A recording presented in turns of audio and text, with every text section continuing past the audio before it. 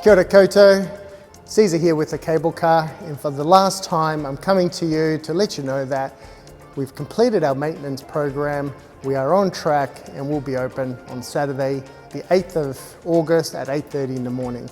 The bogie has been reconditioned by ACME Engineering in the last 10 days. It was delivered back to us on Saturday. The teams have worked through the weekend. We've just finished the safety testing here today. Do the last tidy up and the last little bits of work that have to be done before we can welcome you back on the cable car on Saturday morning. From when we open on Saturday, I'm really happy to announce that we'll be extending our operational hours till 8 p.m. Monday through to Saturday. For the 2020 Annual Maintenance Shutdown, I want to say goodbye, but before I close out, there are a few people that I really need to say thank you to. Firstly, our staff.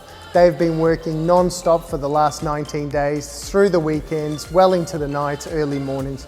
We couldn't have done it without their dedication. Secondly, our key partners, ACME Engineering in Petone and Doppelmayr, New Zealand. Without their dedication, we wouldn't have completed this work. And thirdly, to you, our customers, thank you for your patience. I know it's been an inconvenience.